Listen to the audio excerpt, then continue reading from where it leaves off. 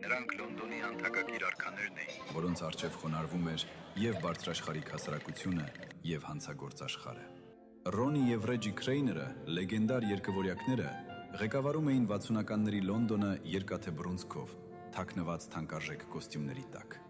Ռեջին նրանց հմայիչ դեմքն էր, բիզնեսմեն, ով շամպայն էր խմում կինոաստղերի հետ իրենց փայլուն ակումբներում, բայց Ռոնին նրանց մութ ստվերն էր, պարանոիկ շիզոֆրենիկ, ով ատում էր բիզնեսը և երազում էր կառուցել վախի միջնադարյան կայսրություն, զենքի փոխարեն նախընտրելով սուրն ու դաշույնը։ Նրանց կապը անքակտելի էր, բայց թունավոր։ Նրանց կայսրության իրական փլուզումը սկսվեց ոչ թե ոստիկանությունից, այլ Ռեջիի կնոջ, Ֆրենսիսի ողբերգական ինքնասպանությունից, ինչը վերջնականապես կոտրեց Ռեջիի զսպվածությունը։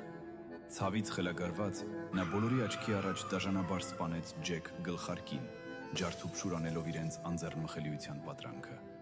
Եղբայրներն իրենց կյանքի մնացած մասն անցկացրին առանձին բանտախցերում, մահանալով միայնության մեջ, բայց թողնելով մի ժառանգություն, որտեղ արյունն ու գլամուրը հավերժ միախառնված են։